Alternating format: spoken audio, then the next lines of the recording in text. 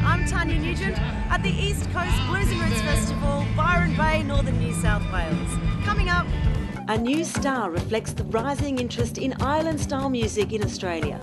And the legends who pioneered New Zealand's smooth groove of reggae are back after a 6-year split. The East Coast Blues and Roots Festival, or Blues Fest, is known as a real musicians' festival. Bands love playing here, and in the world of music, you know you've made it if you get booked to play at this event.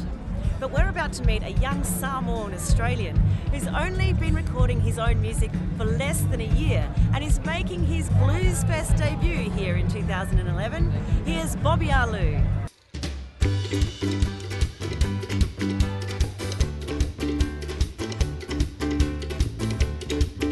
Who is Bobby Arlou? He is me. It's a story of a rat, an octopus and not a cat. Out at sea, how the octopus got its spots and the rat survived a lot with a mighty feet.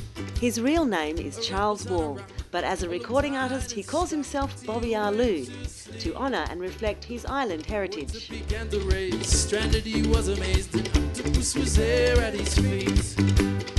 Take me home, I'm stuck on this rock.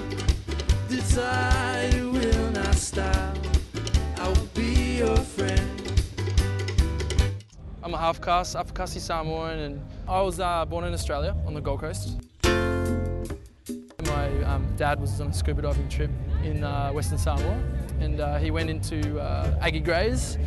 And in Aggie Grays was a dance group, and my mum was dancing that group every night, and that's how I met, pretty much. She saw her dancing, and she didn't know that she was surrounded by 8 of her brothers that weren't going to let him, go there, but the family loved him, and, a year later, that's when I came out.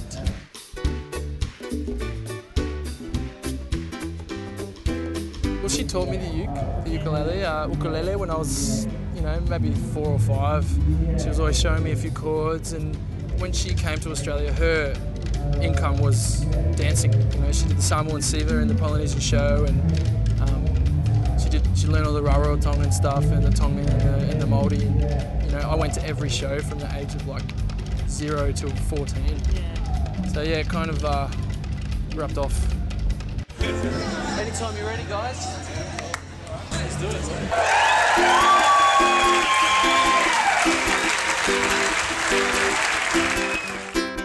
After 6 years as a percussionist for several well-known Australian roots bands, Bobby Arlou's decision to step out with his own music less than a year ago has been met with instant approval, from festival directors right through to fans. From the day you came down, there was a change in me I found. My head was clear as day. I made these recordings of these island songs, island fused with reggae, and sent them to 4 festivals, and all 4 festivals took it. So I was like, whoa, maybe I should do something with this. It's weird. I've come to the Blues Fest as a punter to watch the bands, and I've seen some of the best acts I've ever seen here. I saw Burning Spear from Jamaica, Ben Harper. Back into the punter land. Bob Dylan's playing tonight, B.B. King's playing, and it's just, the list goes on. Toots and Maytals, and it's the premier festival in Australia. And yeah, I was just so surprised. I don't know why or how, there's just someone smiling, and the music just, it was just through the internet. So, through the internet, I just sent my music, and they said, yeah, you too. Hey Bobby, I like your style. Come and play. 'Cause what you don't say changes everything.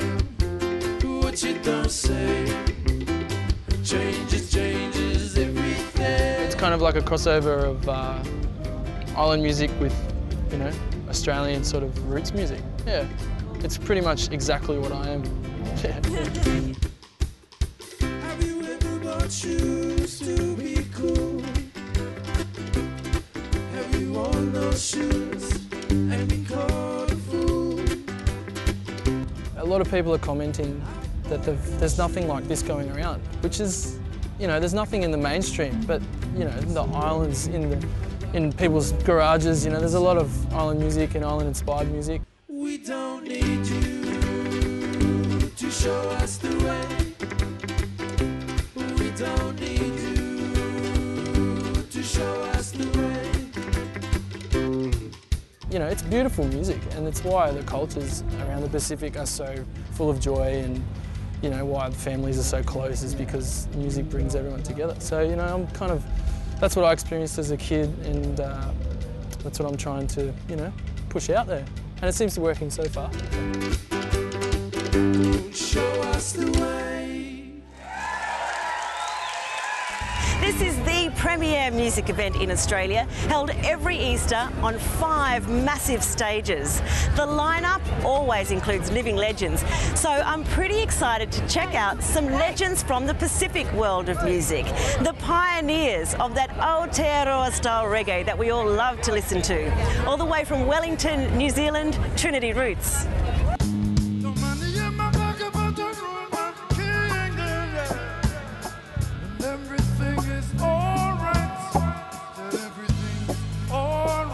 When Trinity Routes first started, we were heavily influenced by reggae, Jamaican reggae, Bob Marley, Peter Tosh, but then also we were also into Motown as well, you know, Otis Redding and, you know, Marvin, and, you know, so.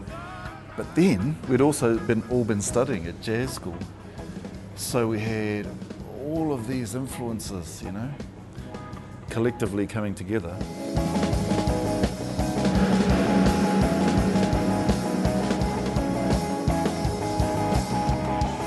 So I think for our particular sound, our particular form of New Zealand Pacific reggae, we took Jamaican influences and New Zealand influences like Māori kapahaka beats.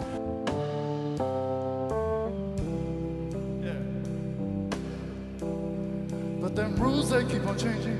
I'll be stuffed if I'm gonna play that game. Paid my dues, was there on time. Them blues. Oh no, there they are, sated, queen bee, the company of warriors, not warriors. From 1998 to 2000, Trinity Routes set a new mould for New Zealand music, influencing many of today's popular roots and reggae bands in its homeland and in Australia. Less than a year after reforming in 2010, they're back together on stage at Bluesfest. Talking about our home, land and sea. When we got back together, and the feedback from the fans, you know, tears. You know, even last night at the gig, you know. There's definitely been talk about a new album, and so that's really exciting.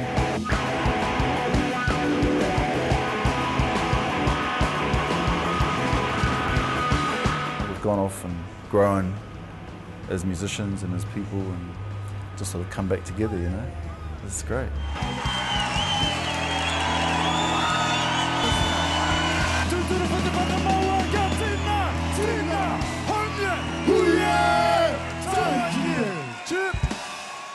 And that's Pacific Pulse for today from here at the East Coast Blues and Roots Festival. We hope you've enjoyed the program. Of course, you can always keep up with what we're up to on Facebook, and you can watch that story again online on our website. And I'll see you next time. Bye for now.